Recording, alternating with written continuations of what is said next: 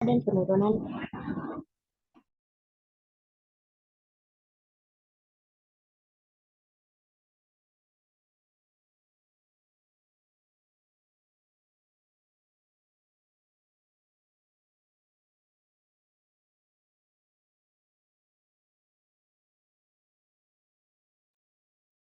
Nggak ada suaranya.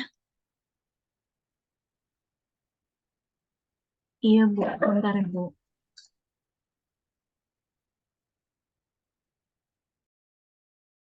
Belum ganti ya slide-nya, Bu Sel. GFR atau Glomerulus Filtration Rate atau LFG, laju filtrasi glomerulus, mengukur jumlah darah yang disaring oleh ginjal setiap menit. Kreatin adalah produk limbah hasil metabolisme otot yang digunakan selama kontraksi otot. Kreatinin dihasilkan oleh kreatin, yaitu molekul penting dalam otot yang berfungsi memproduksi energi.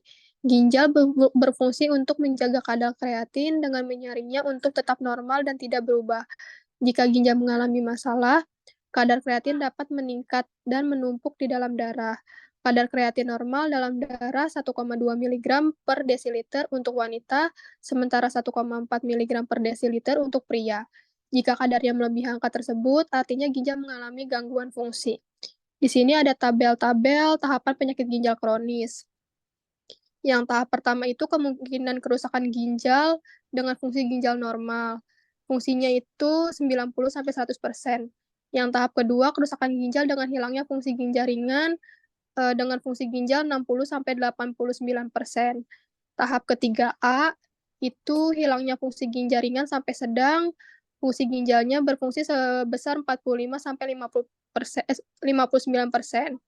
Yang tahap ketiga B yaitu hilangnya fungsi ginjal sedang hingga parah. Fungsi ginjalnya berkisar 30-44%. Yang tahap 4, hilangnya fungsi ginjal parah. Ginjal berfungsi sebesar 50-29%, dan tahap kelima itu yaitu gagal ginjal. Ginjal berfungsi kurang dari 15%. Oke, sebentar saya tambahkan dikit ya. Jadi di sini GFR ini fungsinya adalah untuk melihat ya, karena kan kalau kidney functionnya misalnya hanya 60%, gimana cara ngelihatnya gitu ya. Jadi kan artinya melihatnya adalah dengan melihat pada hasil laboratorium dari GFR-nya ya. Jadi yang kelihatan itu adalah GFR-nya sebenarnya. GFR-nya itu berapa gitu ya hasil labnya. Jadi kalau GFR-nya misalnya kurang dari 15%, berarti udah failure ya, udah gagal ginjal. Nah, gagal ginjal itu berarti sudah harus melakukan cuci darah kayak gitu. Artinya fungsi ginjal hanya tinggal 15% untuk semua metabolisme, itu berat banget ginjal ya, seperti itu. Jadi ini menandakan GFR itu menandakan ada masalah di ginjal. Nah, kreatinin itu adalah salah satu produk yang dihasilkan dari metabolisme otot. Makanya orang kalau sudah sakit ginjal itu sebetulnya dia nggak boleh terlalu banyak olahraga. Kenapa? Karena olahraganya harus ringan, nggak usah berat-berat. Karena semakin banyak dia olahraga, maka otot itu akan banyak di metabolisme kontraksi otot sehingga kreatin ini meningkat. Nah, sementara ginjal sendiri tidak mampu menyaring. Jadi nanti akan terjadi penumpukan kreatinin di dalam darah. Ini bahaya banget. Gitu ya. Oke, lanjut. Baik, selanjutnya itu yaitu menghitung nilai GFR yang artinya Glomerulus Filtration Rate, di mana nilai ini itu menggambarkan kecepatan penyaringan dari glomerulus. Jadi salah satu parameter untuk mengetahui fungsi ginjal itu baik atau tidak adalah dengan menghitung GFR. Seseorang memiliki fungsi ginjal yang normal apabila memiliki nilai GFR 90-120 mili per menit. GFR bisa dihitung dengan Cockcroft-Gault, tergantung kasus yang diberikan. Untuk rumus prianya, yaitu 140 dikurang usia dikali berat badan per kilogram dibagi 72 dikali serum kreatinin. Serum kreatinin ini biasanya didapatkan dari data lab. Dan untuk rumus pada wanita itu sama seperti rumus pada pria, hanya saja untuk rumus wanita ini ditambahkan dengan dikalikan 0,85.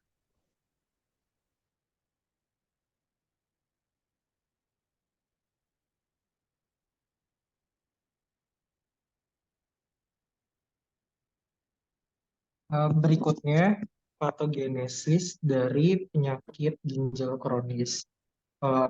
Pertama nih ada penyebab penyebab dari chronic kidney disease itu bisa berasal dari penyakit diabetes, terus tekanan darah yang tinggi, kemudian ada kelainan hati atau stroke.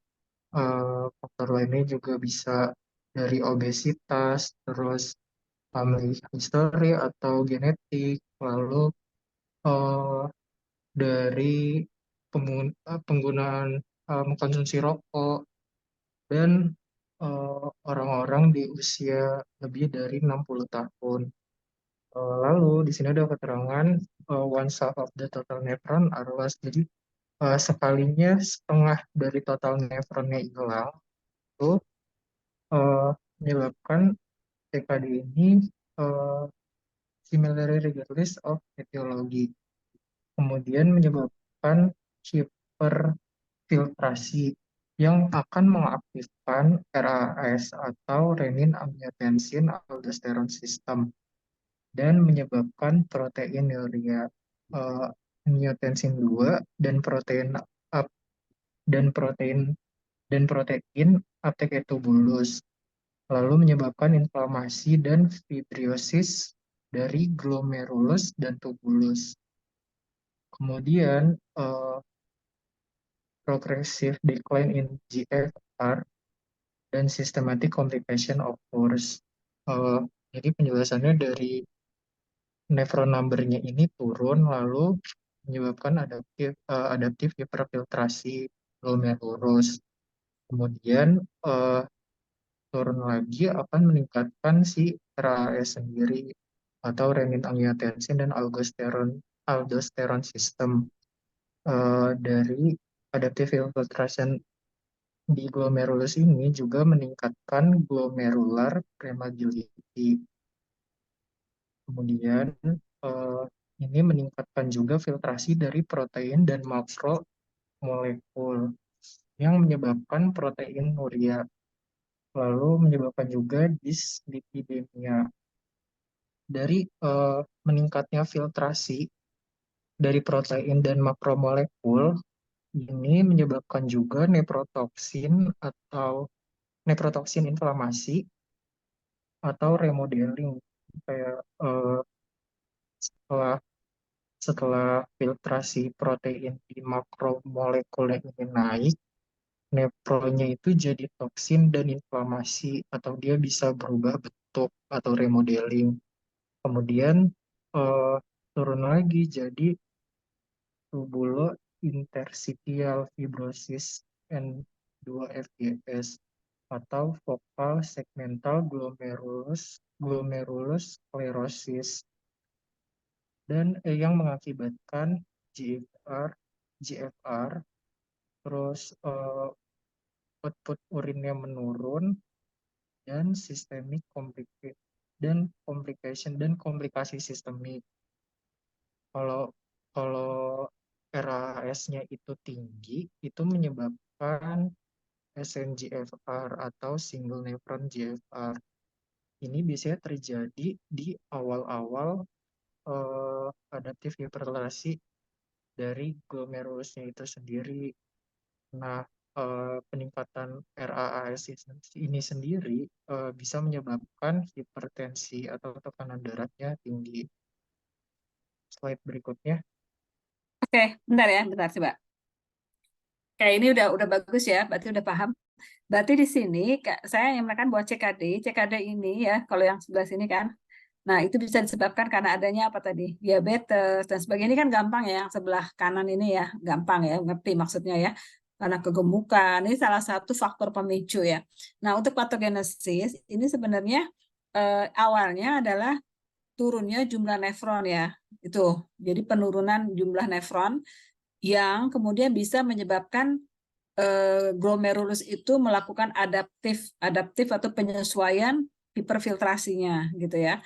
Seperti itu. Jadi caranya begitu bacanya ya. Nah, hiperfiltrasi atau adaptif dari hiperfiltrasi pada glomerulus itu bisa menyebabkan ya. Jadi kalau ada panah ke bawah itu menyebabkan meningkatnya sistem RAAS ya. Jadi meningkatnya renin angiotensin aldosteron system ya. dan juga bisa menyebabkan permeabilitas glomerulus. Jadi glomerulusnya lebih permeable gitu ya, meningkatkan permeable dari glomerulus, dia lebih permeable, sehingga kalau dia lebih permeable maka filtrasi dari protein dan makromolekul itu meningkat gitu ya. Maksudnya begitu, peningkatan filtrasi. Apa akibatnya? Kalau filtrasi protein dan makromolekul meningkat, maka protein akan ketemu di urin. Ya, protein urea itu ketemu di urin. Nah, sebenarnya protein ini nggak boleh ketemu di urin. Kenapa? Karena protein itu adalah asam amino rantai panjang yang berat, yang harusnya nggak bisa lewat, gitu ya. Dia akan merusak filtrasi dari glomerulus kalau sampai bocor, gitu ya. Jadi artinya kalau ada protein ketemu plus plus plus plus atau apa, itu artinya sudah warning ada apa, gitu ya. Nah, protein urea ketemu atau terjadinya protein urea itu bisa menyebabkan terjadinya dislipidemia, kekurangan lipid ya di darah. Nah, peningkatan dari filtrasi dari protein dan makromolekul itu bisa menyebabkan terjadinya inflam pada nefron ya. Karena apa? Karena adanya protein di sini ya. Nah, begitu juga ketika sistem RAAS ini meningkat akan terjadi inflamasi pada nefron. Jadi toksis begitu ya, atau dia akan mengalami remodeling. Nah, kemudian apa yang terjadi kalau terjadi radang pada nefron akan terjadi fibrosis pada tubulus interstisial gitu ya. Nah, akhirnya ketika fibrosis ini terjadi pada tubulus interstisial, maka GFR-nya menurun. Tergantung tadi ya seberapa besar terjadi fibrosnya. Kalau misalnya yang awal tadi kan ada tuh laju GFR-nya berapa ya, kalau masih di atas berapa persen gitu ya, itu masih kelihatan. Jadi ini tergantung dari kerusakan dari tubulus interstisialnya ya. Lalu apalagi yang terjadi? Ada output urin yang menurun, artinya urinnya makin sedikit gitu ya, seperti itu. Lalu bisa terjadi komplikasi sistemik. Nah, ini udah late in course-nya ya, seperti itu ya. Oke, lanjut.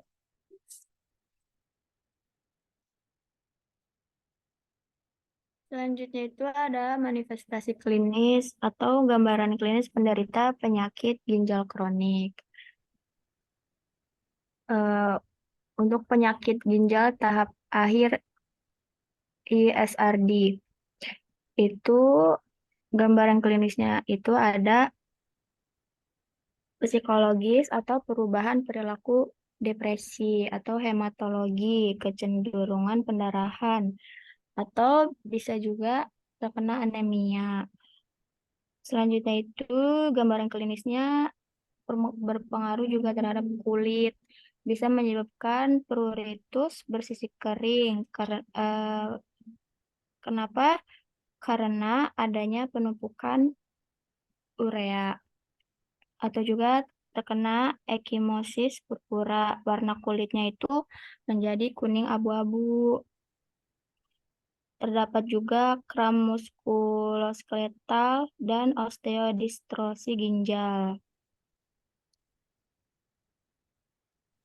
Kemudian ada neurologis, yaitu kelemahan atau kelelahan kebingungan, ada kardiovaskular TBP, pitting edema. Jadi pitting edema adalah pembengkakan yang umumnya muncul di bagian kaki akibat penumpukan cairan.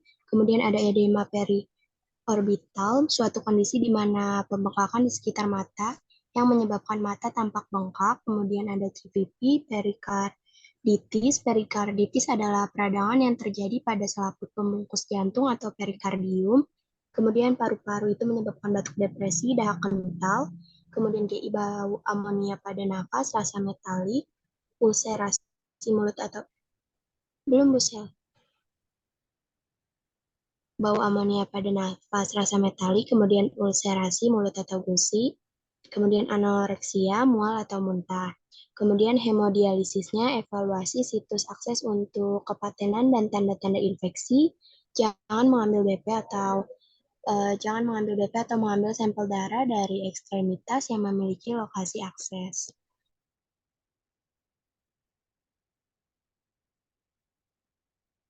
Oke, lanjut.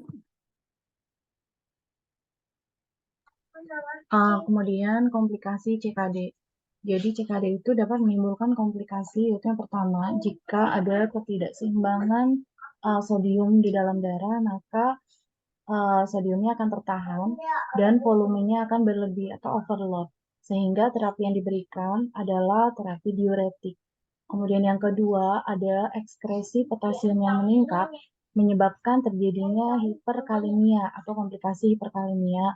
Sehingga untuk terapi yang diberikan sebaiknya menghindari obat-obat golongan NSAID. Kemudian yang ketiga ada peningkatan ekskresi asam menyebabkan terjadinya asidosis metabolik, yaitu tingginya kadar asam di dalam tingginya kadar asam di dalam darah. Maka terapi yang diberikan yaitu natrium bikarbonat. Berikutnya keseimbangan kalium fosfat. Ginjal di sini salah satu organ tubuh penting yang berfungsi mempertahankan komposisi darah dengan mencegah penumpukan produk limbah, mengontrol keseimbangan cairan dalam tubuh, menjaga kestabilan kadar elektrolit seperti kalium fosfat.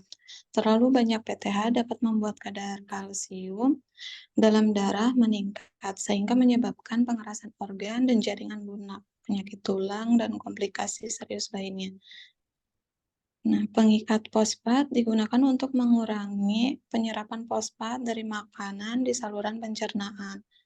Nah, obat ini digunakan bila terdapat kadar fosfat darah tinggi yang tidak normal, yang dapat disebabkan oleh gangguan ekskresi fosfat ginjal atau peningkatan beban fosfat cairan ekstraseluler.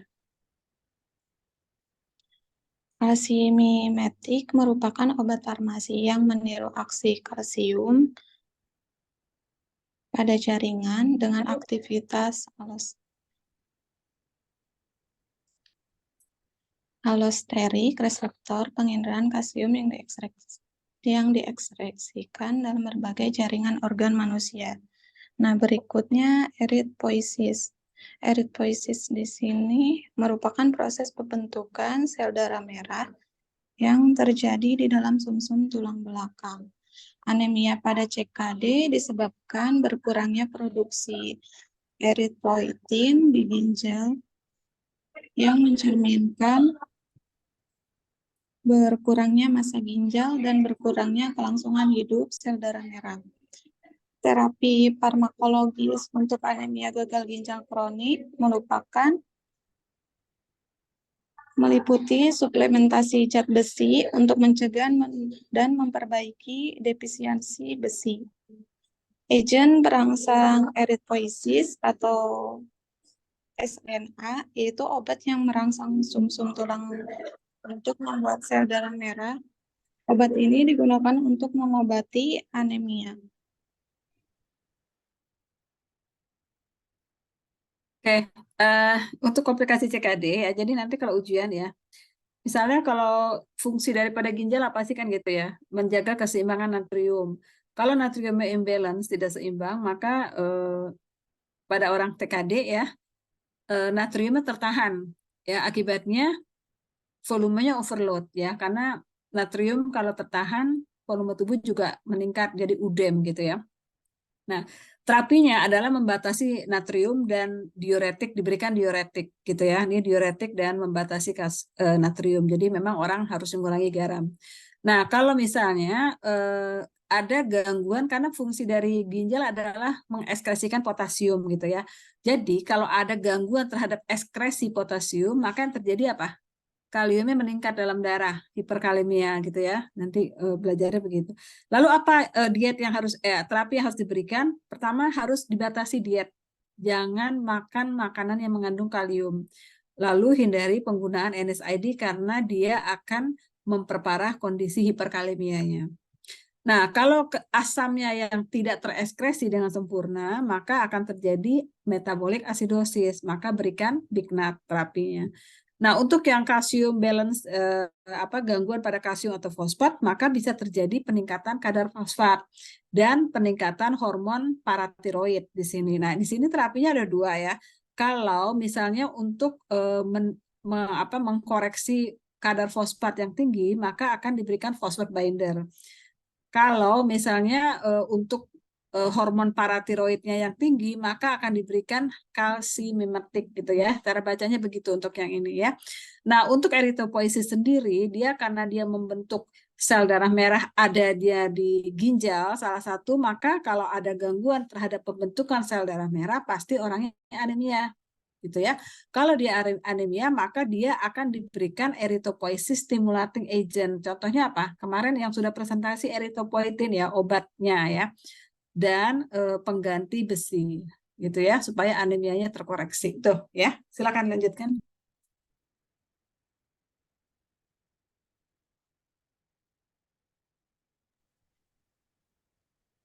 Selanjutnya ada tabel yang menunjukkan EGFR pada gagal ginjal. Yang at risk ada peningkatan risiko karena lebih dari 60, karena nilai sama dengan 60 atau di bawah 90. Nah, yang pertama ini kidney damage with normal or increased GFR.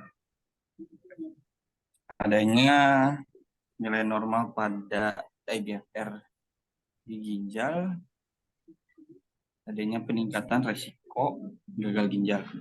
Yang kedua yaitu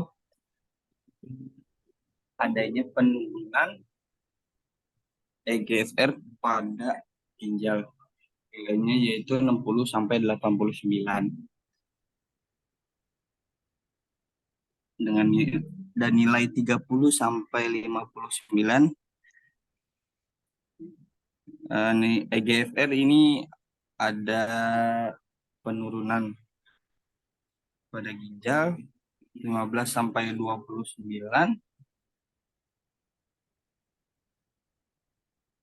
Ada beberapa kali mengalami penurunan EGFR. Nah, yang kelima itu sudah gagal ginjal kurang dari 15. Berikut gambaran ginjal yang normal dan ginjal yang sudah terkena gagal ginjal. Rumusnya menghitung GFR, nilai GFR ini sama seperti sebelumnya sudah dijelaskan, yaitu 140 dikurang usia dikali berat badan per kilogram dibagi 72 dikali serum kreatinin. Pada wanita GFR pria dikali 0,85.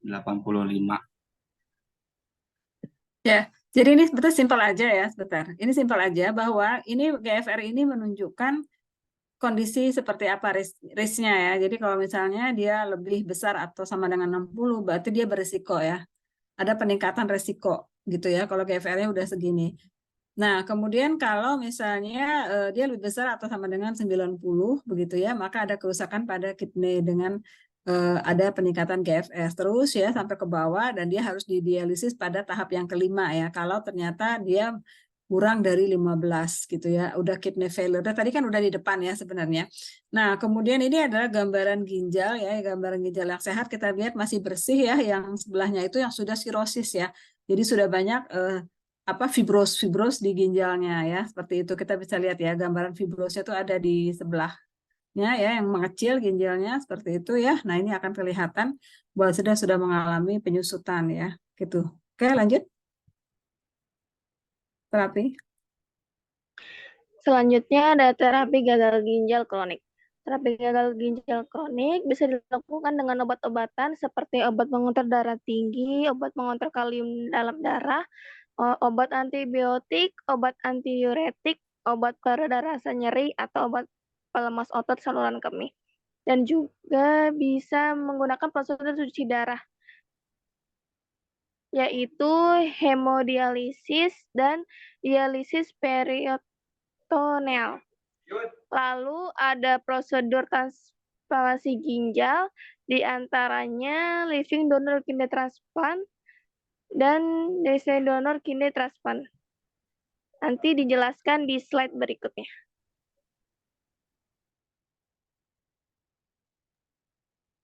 Selanjutnya, terapi berdasarkan farmakologis di sini ada dua, yaitu emergency dan rutin.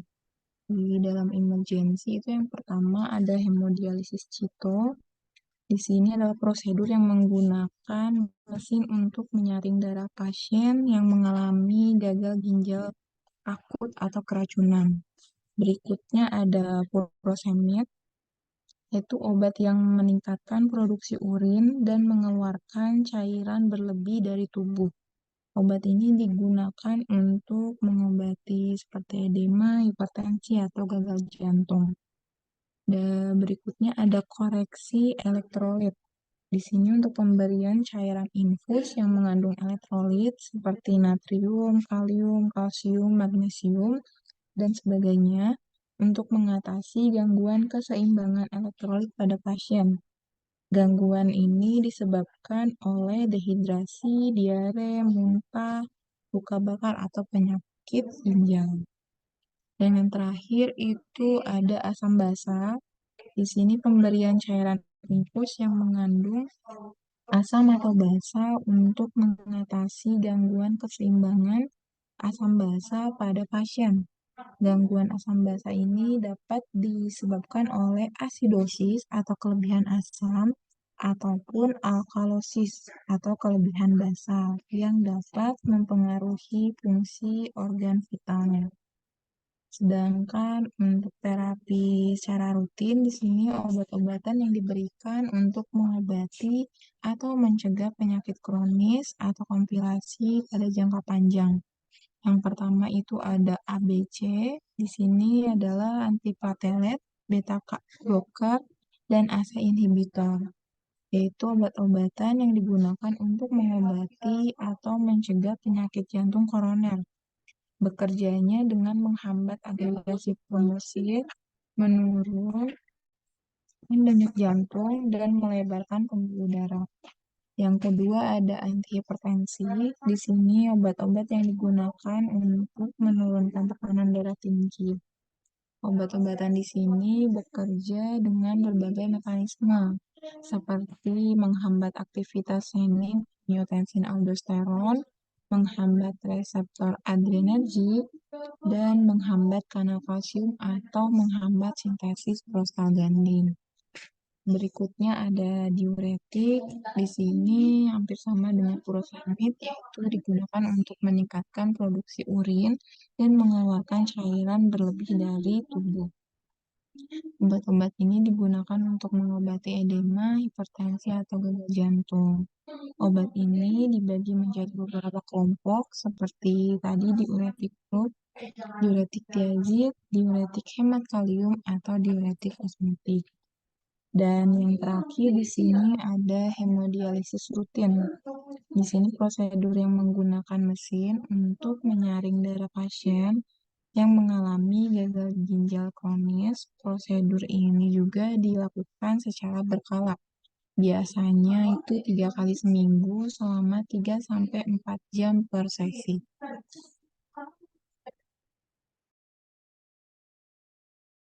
Oke, ya, ini udah ya, berarti udah oke ya, emergensi bagaimana, kalau rutin seperti apa gitu ya. Oke, baik, lanjut.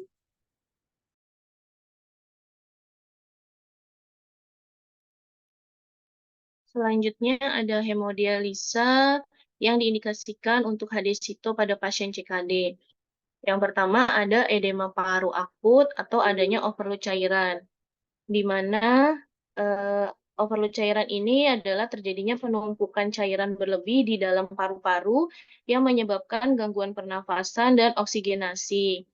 Yang kedua ada edema yang tidak respon dengan furosemid, di mana terapi diuretik dengan furosemid tidak efektif untuk mengurangi edema atau pembengkakan jaringan akibat retensi cairan. Hal ini terjadi karena resistensi terhadap furosemid atau karena gangguan fungsi ginjal yang sangat berat. Selanjutnya ada ensefalopati uremicum. Itu keadaan di mana terjadi gangguan fungsi otak akibat peningkatan kadar ureum dan kreatinin di dalam darah. Ada juga asidosis metabolik. di mana penurunan pH darah akibat penimbunan asam metabolik di dalam tubuh. Hal ini terjadi karena ginjal tidak mampu mengeluarkan asam atau menghasilkan bikarbonat secara cukup.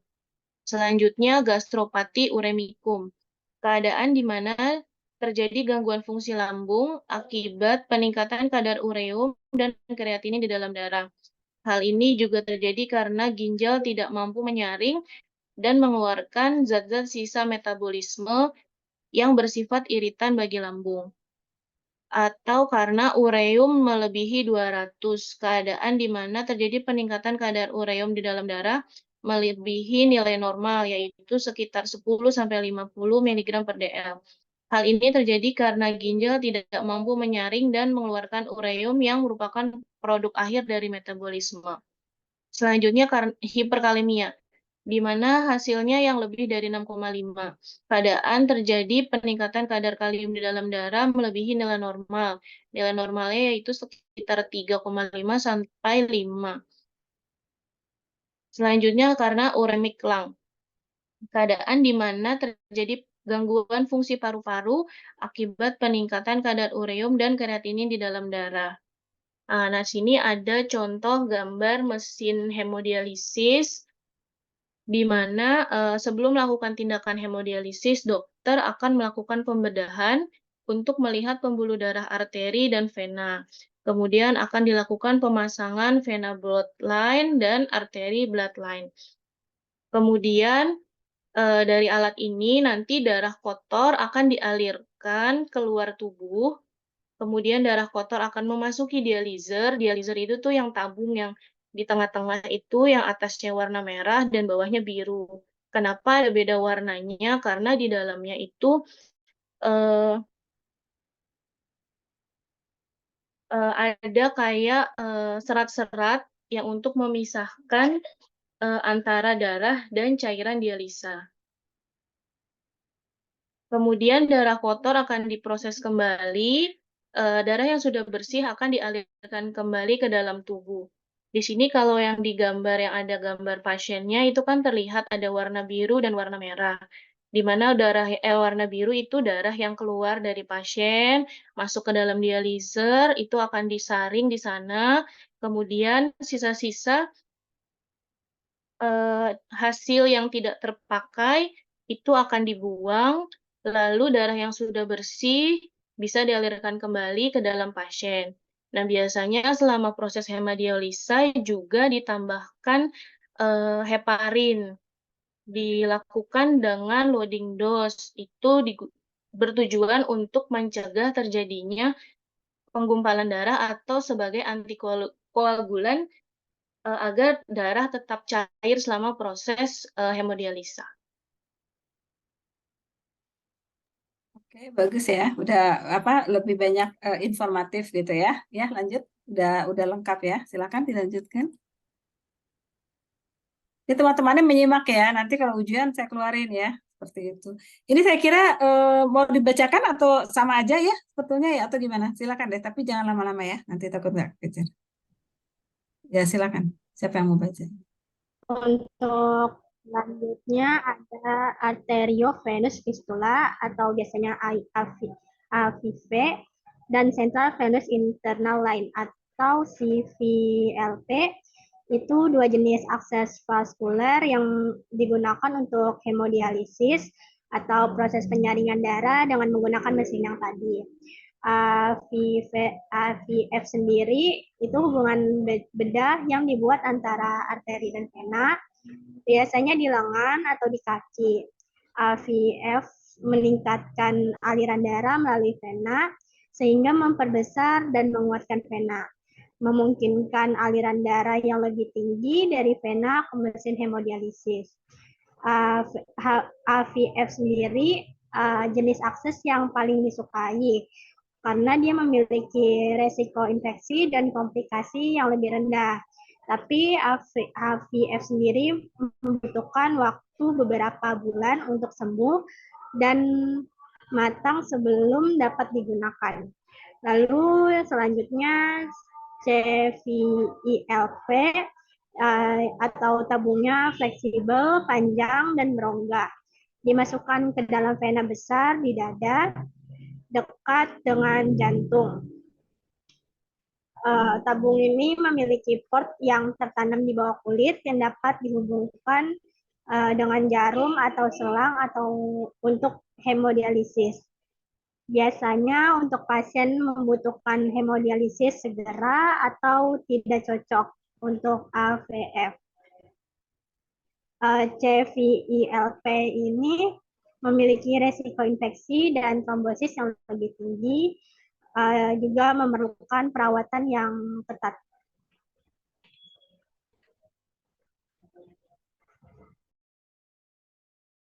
Oke, lanjut ya. Silakan. Nah, ini ya nanti furosemid. Jadi furosemid sendiri diuretik itu obat yang digunakan untuk mengatasi penumpukan cairan dalam tubuh atau edema yang dapat disebabkan oleh gagal jantung, sirosis, atau penyakit ginjal. Obat ini juga dapat digunakan untuk menurunkan tekanan darah tinggi atau hipertensi. Diuretik furosemid bekerja dengan cara menghalangi penyerapan natrium di dalam sel-sel tubuh ginjal, sehingga meningkatkan produksi dan pengeluaran urin. Cara pemberian diuretik sendiri tergantung pada kondisi dan kebutuhan pasien sendiri. Serta bentuk obat yang tersedia, berikut adalah beberapa cara pemberian diuretik yang umum. Yang untuk intravena sendiri, obat disuntikan langsung ke dalam pembuluh darah vena, biasanya melalui selang infus. Cara ini digunakan untuk mengatasi kondisi gawat darurat, seperti edema paru akut, atau untuk pasien yang tidak dapat menelan obat oral. Dosis yang diberikan bervariasi, tergantung pada berat badan, usia, dan respon pasien terhadap obat. Contoh cara pemberian intravena sendiri, yaitu pertama 2 ampul bolus, 2 ampul obat biasanya masing-masing mengandung 20 mg furosemid. Kemudian disuntikan perlahan melalui selang infus selama 1 atau 2 menit. Dosis ini biasanya diberikan untuk mengatasi edema paru akut. Yang kedua, drip 10 mg per jam.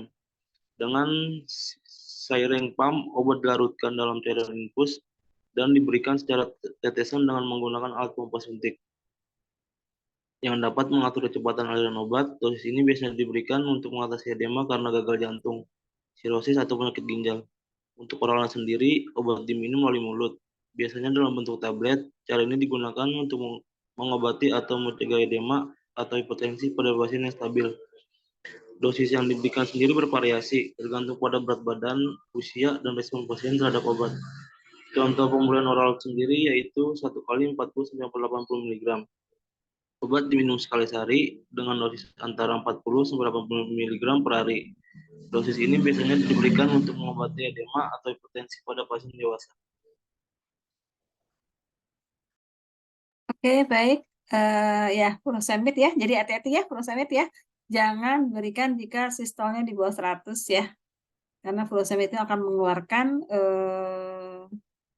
natrium sampai 25% kehilangannya ya. Seperti itu, dan dia bekerja sebagai loop diuretik di lengkung Henle ya. Nah, apa yang terjadi bisa menyebabkan hipokalemia ya, kemudian peningkatan kehilangan dari kalsium yang terlalu banyak ya. Oke, lanjut.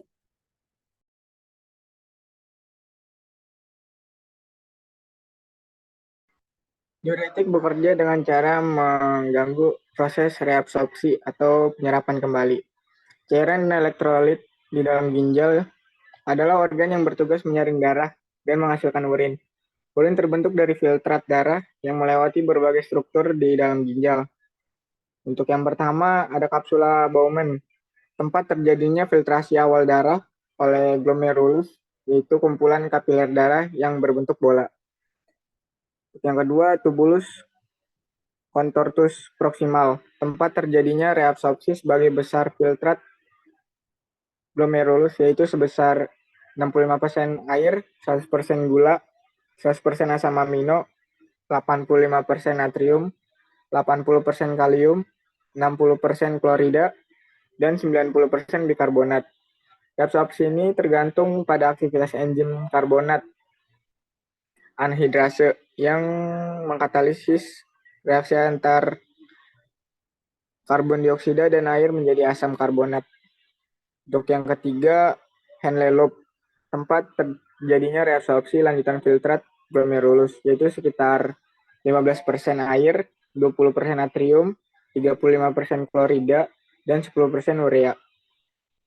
Untuk yang keempat ada lengkung Henle turun, tempat terjadinya reabsorpsi air secara pasif.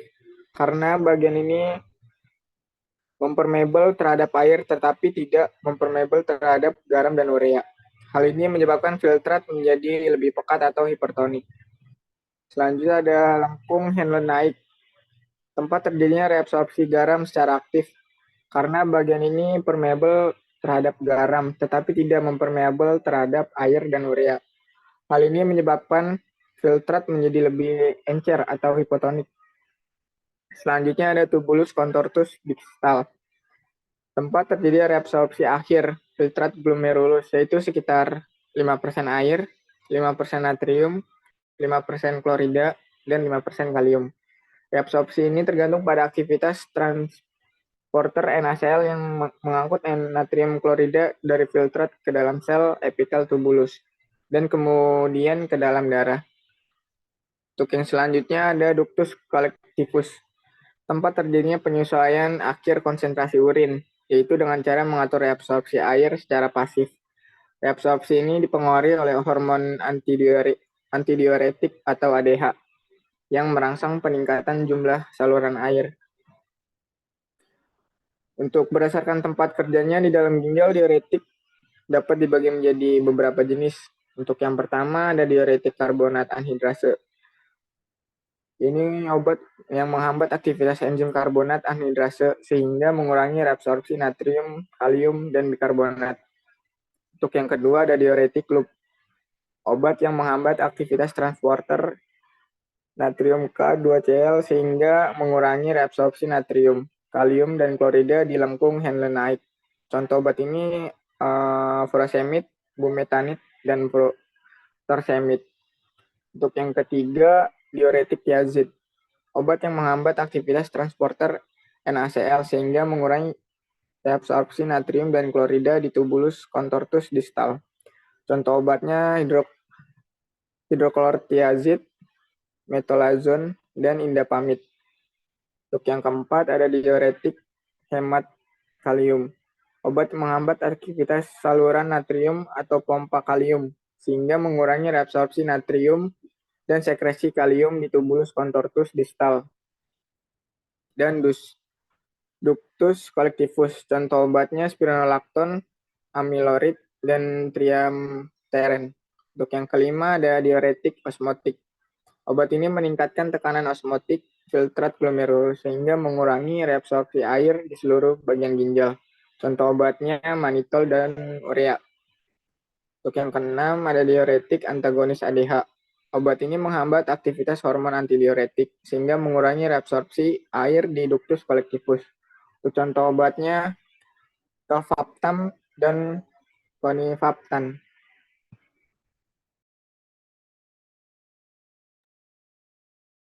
Ya, oke. Bagus ya, berarti udah lengkap semuanya, menerangkannya juga baik ya. Ya, jadi udah tahu cara-cara kerjanya ya. Nanti mudah-mudahan kalau ujian saya tanya salah satu cara kerja obatnya ya, bisa menjawab ya. Oke, terima kasih, lanjut. Yang selanjutnya ini ada koreksi elektrolit. Jadi koreksi elektrolit itu dia merupakan tindakan untuk mengatasi ketidakseimbangan kadar elektrolit di dalam tubuh. Itu dapat menyebabkan berbagai gangguan pada organ-organ vital. Kemudian di sini ada 3, hiponatremi, hiperkalemi, dan hipokalemi.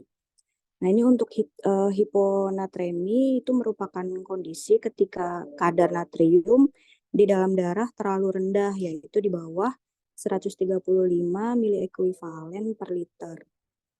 Hiponatremi ini dapat disebabkan beberapa faktor seperti dehidrasi, penyakit ginjal, sindrom sekresi antidiuretik yang tidak tepat, atau penggunaan obat-obat tertentu. Kemudian untuk gejala hiponatremi antara lain kebingungan, lemas, kemudian mual, muntah, kejang, atau bahkan koma. Kemudian apabila natriumnya di bawah 130 miliekuivalen per liter, itu diperlukan koreksi dengan NaCl 3% 500 cc per 12 jam. Kemudian NaCl 3% ini dapat menyebabkan flebitis atau terbakar pada pembuluh darah, sehingga harus diberikan dengan hati-hati dan dipantau secara ketat. Selanjutnya itu ya adalah hiperkalemi, di mana kondisi ini adalah kondisi di mana kadar kalium dalam darah terlalu tinggi melebihi normal, di mana normal hiperkalemi itu adalah 3,5 sampai 5,1 milimol per liter, maka dibutuhkan, nah bila kalium di atas 7, maka dibutuhkan dextrose 2 botol ditambah insulin 10 unit. Lalu hipokalemi ini merupakan kondisi tubuh ketika kadar kalium dalam darah berada di bawah batas normal, yaitu kurang dari 3,0 milimol per liter. Di sini 2,5 sampai 3, mili ekuivalen per liter itu termasuk hipokalemia ringan sedang. Kondisi ini cukup diberikan penggantian kalium secara oral. Garam kalium klorida mengandung sekitar 13,6 mili ekuivalen per gram, lalu KCl-nya 20 mili ekuivalen ditambah NaCl 0,9% 100 cc per 12 jam.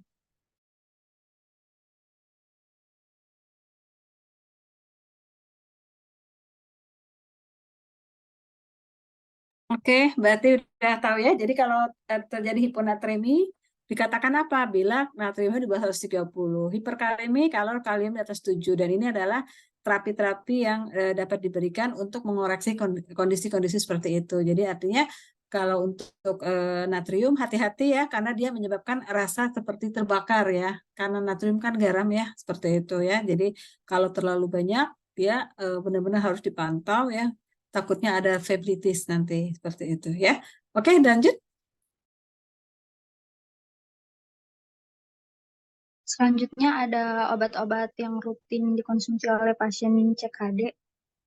Biasanya disingkat dengan obat ABC, yaitu asam folat 3x1 sebagai nefroprotektor atau agen pelindung ginjal dan berperan dalam menurunkan kadar homocysteine pada pasien CKD. Homocysteine itu adalah asam amino yang dapat meningkatkan resiko penyakit kardiovaskular pada pasien CKD. Biasanya dosis asam folat yang dianjurkan adalah 1 sampai 5 mg per hari. Yang kedua itu bignat atau natrium bikarbonat yang bersifat basa sehingga dapat diharapkan menurunkan keasaman urin. Bignat diberikan untuk menurunkan keasaman urin pada pasien CKD.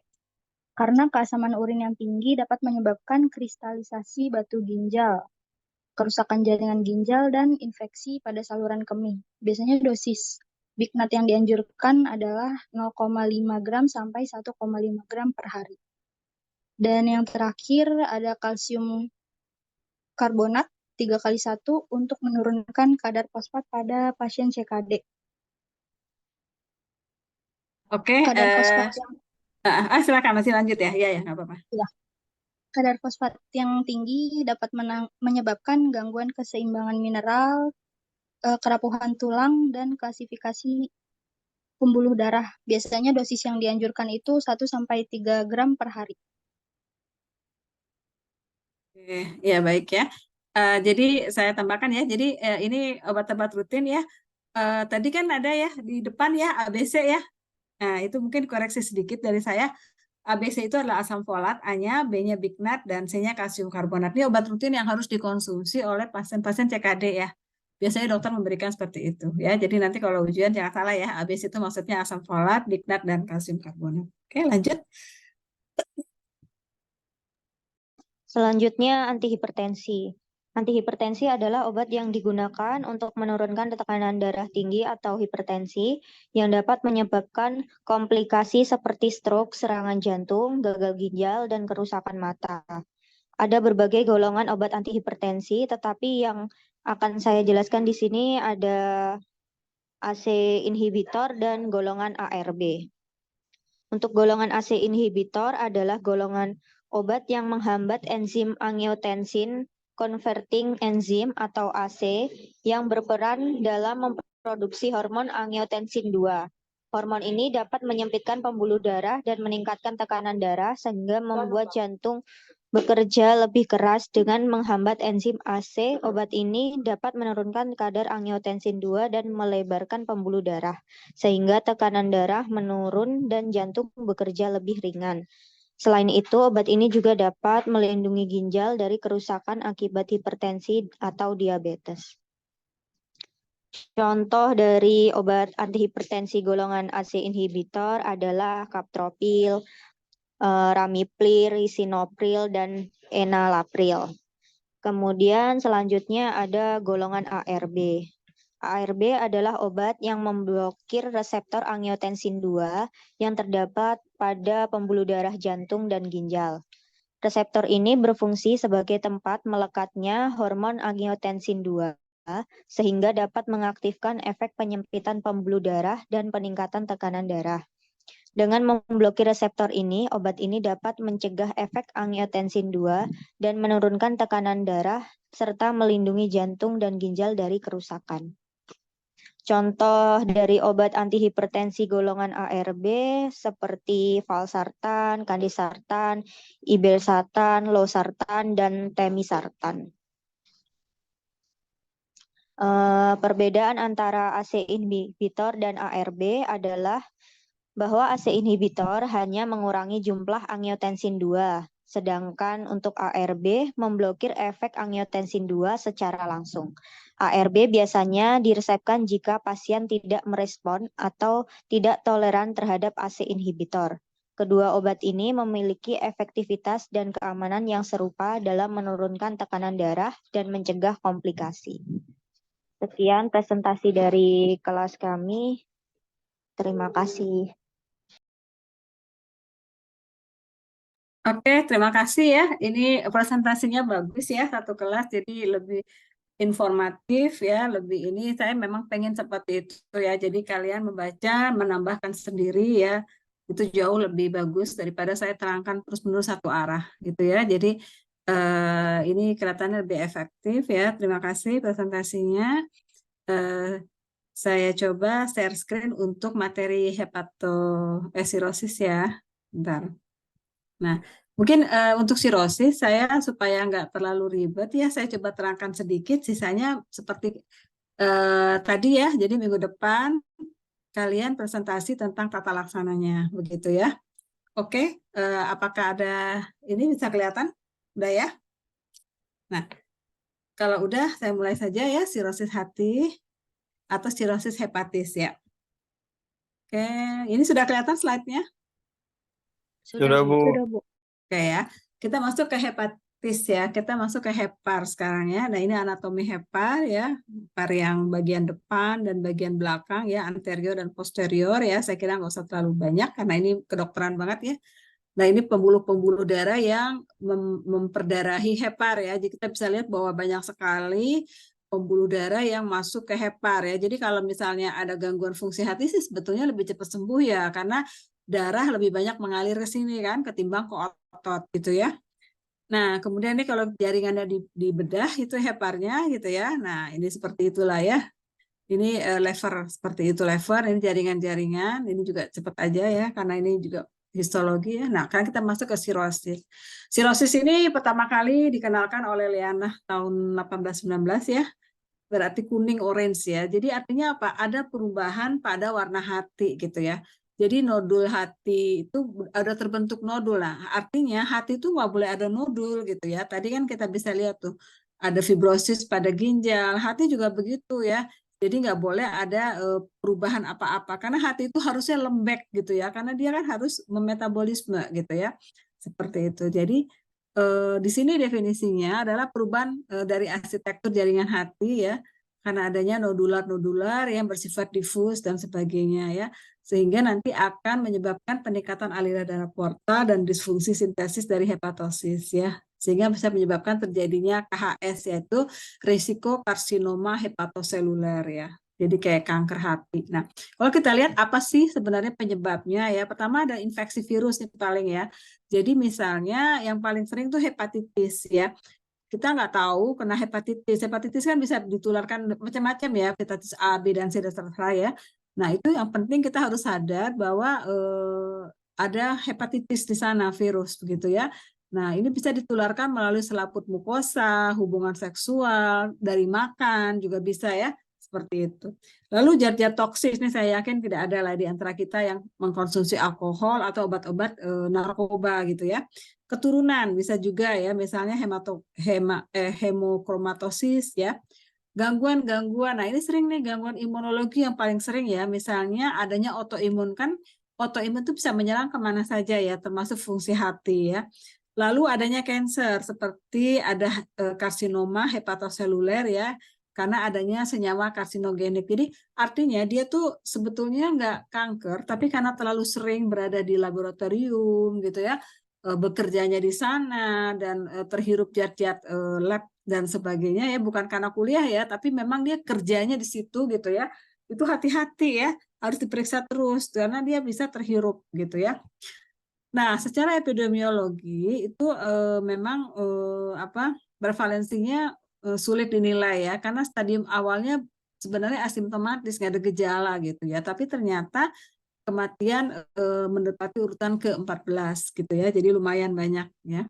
Nah, etiologinya penyebab dari sirosis hepatitis tersering agak alkohol ya kalau di luar negeri ya. Kalau di Indonesia itu lebih banyak terjadi karena virus hepatitis B maupun C ya. Ini ada beberapa persentase yang terjadi dan sisanya nggak diketahui karena apa gitu ya.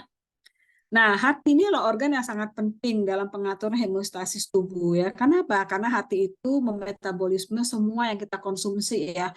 Bukan hanya makanan, minuman, obat, semua ada di sini ya. Kemudian dia biotransformasi. Jadi dia bersifat bukan hanya memetabolisme tapi memberikan transformasi perubahan bentuk begitu ya dari zat-zat yang dikonsumsi tadi. Mendetoks ya. Kita bisa bayangkan kalau yang kita konsumsi itu tidak bisa didetoks, dia akan menjadi racun dalam tubuh ya. Imun sintesis, menyimpan dan sebagai sistem imunologi ini penting sekali hati ya, sama seperti organ ginjal dan saraf ya. Nah, ini fungsi utama hati ya, nanti kalian bisa baca ya. Saya tidak akan bertanya di sini nanti di ujian karena ini ilmu faal sebenarnya, tapi cukup kalian ketahui fungsi hati ini banyak sekali ya, dari mulai membentuk empedu, karbohidrat, urea, protein disimpan, vitamin, mineral, semua detoks ini ya, semua ada di hati. Jadi fungsi hati yang sudah tidak bisa diperbaiki karena suatu penyakit biasanya nggak tahan lama orangnya gitu ya. Nah ini kalau mau melihat ya, kalau kita mau melihat hati yang sehat ini seperti ini, bisa lihat ya, ini hati yang bagus dan ini yang sudah sirosis. Nah, kalian bisa bayangkan, kalau hati sudah berbentuk seperti ini, banyak nodul-nodul, apa yang bisa di metabolisme? Udah keras dia, ya kan? Nah, itulah hati-hati ya. Nah, manifestasi kliniknya, kalau kita lihat apa sih gitu akibatnya, nah, kita bisa lihat nih, sirosis kompensata. Jadi, secara klinik sirosis ada dua ya, kompensata. Ini gejala kliniknya belum kelihatan atau sangat minimal kalau kompensata. Tapi kalau dekompensata, gejala kliniknya nampak. Jadi ada dua ya, ada yang bisa kelihatan, ada yang tidak kelihatan. Kalau kompensata tuh gejala kliniknya kelihatan ya, kayak gini tuh. Ya, di matanya kuning kan, kita lihat matanya, tangannya ya, ini perutnya asites ya. Tapi dekompensata itu jelas, kompensata itu tidak nampak atau sangat minimal sekali ya, makanya sering kecolongan. Nah, ini manifestasi klinik daripada penyakit hati itu ya. Kita lihat yang paling khas itu adalah dia ada asites ya, penimbunan di perut gitu ya, seperti itu. Jadi macam-macam, ada ginekomastia juga ya, seperti itu. Jadi ini adalah manifestasi klinik orang yang menderita sirosis ya, mulai dari mudah berdarah, anemia, kakinya udem, lalu ikterius ya, matanya kuning, ikterius matanya kuning gitu ya, ada perubahan distribusi rambut ya, eritema palmaris ya, atrofi tari testis kalau laki-laki, anemia, leukopenia, trombositopenia. Jadi semua tubuhnya itu sudah termasuk splenomegali ya di sini ya. Ini sudah menunjukkan ada sesuatu dari organ hatinya seperti itu ya. Nah, sekarang kita lihat sirosis kompensata dan dekompensata. Tadi kompensata tuh asimptomatik ya. Kalau dekompensata tuh paling tidak gejala ini ditemukan dari semua ini ada paling tidak satu ditemukan. Apakah dia kuning, asites, idem, hematemesis, ya, melena, ya, perdarahan, jaundice, encephalopati dan sebagainya. Tapi kalau kompensata dia bersifat asimptomatis, hanya dapat didiagnosa melalui pemeriksaan fungsi hati. Ya, seperti itu. Jadi gejalanya itu tidak khas ya, kita lelah ya. Kelelahannya non spesifik sama dengan orang yang kerja keras gitu ya. Lalu kalau misalnya libido atau seksnya menurun ya, nggak bisa tidur ya, seperti itu ya. Nah, ini rata-rata 40% kasus sirosis kompensata mengalami varises esophagus ya, seperti itu. Nah, kemudian kalau kita lihat algoritmanya, jadi kalau sirosis ada kompensasi dan dekompensasi, maka kalau yang kompensasi ya atau kompensata itu dia dievaluasi berkala dulu ya. Lalu antivirusnya yang masih replikan lalu dietetik. Nah, kalau yang dekompensasi itu biasa rawat inap ya. Nah, ini dilihat ada faktor penyulit atau tidak. Penyulit itu misalnya dia ada penyakit komorbid lainnya ya. Kalau ada penyulit maka atasi dulu penyulitnya, lalu diet hati dan dikasih hepatoprotektor. Kalau dia murni sakitnya tanpa tanpa komorbid, maka cukup diet hati, diuretik dan dikasih hepatoprotektor. Nah, ini sirosis kompensata ya, seperti itu. 40% kasus sirosis kompensata telah mengalami varises esophagus namun belum menunjukkan tanda-tanda ada perdarahan ya. Jadi dia benar-benar tanpa nggak kelihatan lah kompensata. Kalau dekompensata ini ada gejala yang tadi sudah saya katakan ya, paling tidak satu aja ketemu maka dia akan masuk ke arah dekompensata. Ya, ini sudah juga tadi, ini diulang-ulang sorry ya. Nah, ini diagnosisnya ya. Pemeriksaan laboratoriumnya apa yang harus dilihat, yang perlu kalian lihat adalah bilirubin, albumin, globulin, enzim hati, faktor pembeku darah. Nah, ini semua dilihat untuk memastikan apakah kan pemeriksaan lab misal penunjang ya, seperti itu. Nanti dilihat apakah ada peningkatan atau tidak gitu ya, ada perburukan atau tidak. Nah, biasanya globulin konsentrasinya meningkat pada sirosis. Jadi tinggi sekali gitu ya. Seperti itu. Lalu apalagi lihat dari USG abdomen, apakah ada hepatomegali, pembesaran, nodul, splenomegali, atau biopsi hati seperti itu. Endoskopi bisa juga melihat apakah memang ada pembesaran pembuluh darah atau varises ya di kerongkongan, lambung, usus. Nah, ini merupakan tanda-tanda terjadinya sirosis ya seperti itu. Nah, jadi diagnosisnya apa? Diagnosisnya pakai penunjang laboratorium dan radiografi. Nah, ini kalau kita pakai laboratorium lihat penapisan hati, kalau radiografi, USG, CT scan dan sebagainya ini masuk ke diagnosis ya. Nah, ini adalah nilai rujukan ya, tapi nggak pernah saya tanya ya. Kalian asal tahu aja berapa sih rujukan yang benar dari eritrosit, hemoglobin, hematokrit ya. Kemudian ALT kan kalau fungsi hati kan erat dengan SGPT, SGOT ya. Jadi ALT dan AST kan, alanin transferase dan AST ya. Nah, ini rujukannya ada. Jadi kalau perempuan kurang dari 23, kalau dia lebih berarti ada kemungkinan dia masalah di hati SGPT-nya. Kalau SGOT kurang dari 21 ya. Kalau dia lebih berarti dia ada masalah. Tapi biasanya SGPT, SGOT ini juga nggak spesifik ya, karena kalau ada orang kena demam berdarah, dia juga naik nih SGPT, SGOT-nya gitu ya. Karena kan demam berdarah kan berdiamnya di hati juga ya, seperti itu ya. Nah, ini bilirubin normal, langsung itu akan kelihatan ya. Sekarang kalau kita lihat farmakokinetiknya secara absorpsi dan distribusi. Absorpsi pada pasien sirosis ada perubahan hormon di gastrointestina menyebabkan pengosongan lambungnya tertunda. Ya, seperti itu. Namun umumnya tidak menyebabkan penurunan absorpsi. Jadi absorpsi masih bagus ya, walaupun ada penundaan pengosongan lambung. Kemudian pasien memiliki sirosis terkait portosistemik dan penurunan kapasitas metabolik memberikan obat oral mengakibatkan terjadinya peningkatan bioavailabilitas yang signifikan. Jadi hati-hati sekali, ini dari Depiro ya. Seperti itu pada orang yang memiliki sirosis hati karena akan terjadi peningkatan dari bioavailabilitasnya ya. Untuk distribusinya gimana? Distribusinya dia terikat mampu memasuki dan meninggalkan kompartemen jaringan ya. Jadi distribusi obat dalam tubuh tergantung pada ikatan dengan darahnya ya. reversibel, protein plasma, dan jaringan makronya seperti apa. Nah, banyak obat yang sangat terikat dengan albumin signifikan lebih tinggi. Karena apa? Karena tadi albumin banyak ya. Kan kalau salah satu orang yang sirosis kan albumin tinggi ya. Nah, jadi obat-obat lebih banyak terikat di albumin, sangat tinggi albuminnya ya, seperti itu. Jadi ini hati-hati dalam pendistribusiannya karena albuminnya meningkat. Bagaimana dengan ekskresinya? Ya, ekskresinya ini aktivitas enzim metabolik, derajat ikatan protein dan sebagainya ya. Ini ada 3 faktor yang yang mengatur ekskresi ya. Nah, kalau dalam hati normal ya yang bagus ya hanya obat terikat yang dapat diangkut ke hepatotoksik di mana biotransformasi terjadi di enzim metabolik seperti itu ya. Nah, kemudian bagaimana dengan pada penyakit hati yang kronis ya? Ini akan ada penurunan dalam hati massa sel. Jadi massa selnya menurun atau aktivitas enzimnya juga menurun ya. Karena apa? Karena ada perubahan dalam fungsi sel hidup menyebabkan metabolisme obat terganggu. Yang pasti terganggu metabolisme obatnya seperti itu ya. Ini ada rumus molekul rumus itunya ya. Bagaimana enzim hati menurun sehingga menyebabkan terjadi gangguan metabolisme.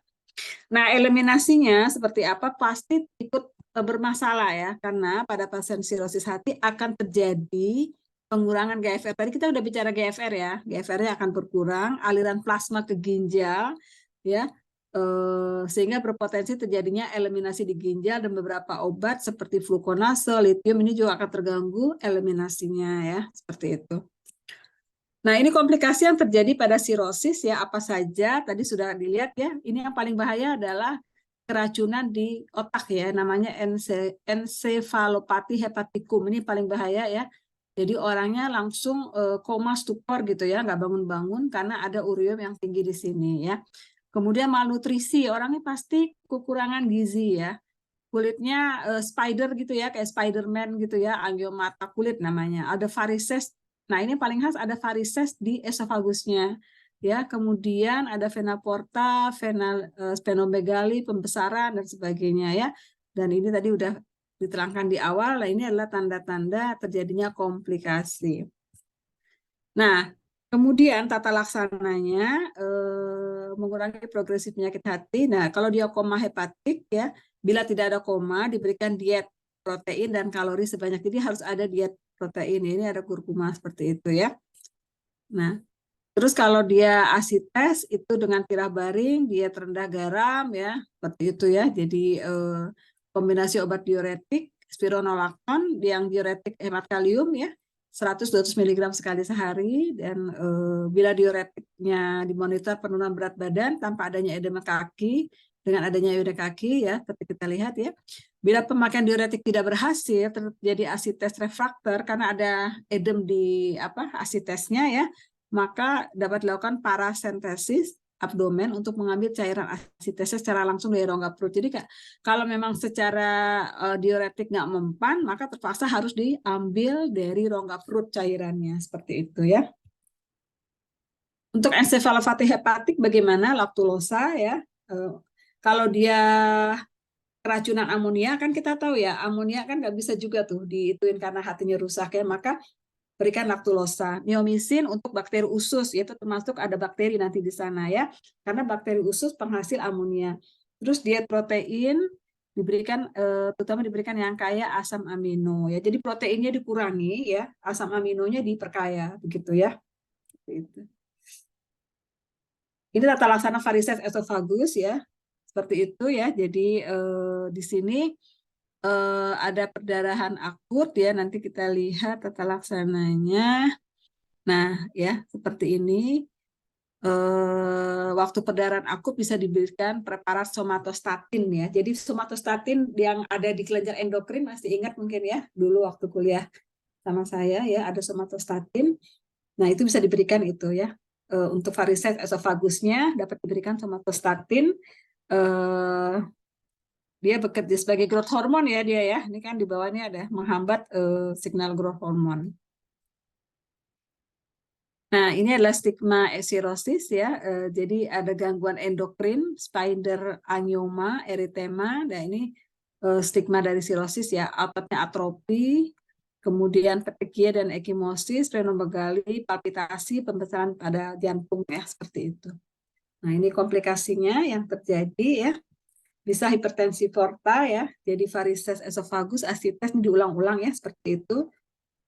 Kemudian di hati sendiri ada gangguan fungsi sintesis, gangguan fungsi ekspresi, dan gangguan fungsi metabolisme.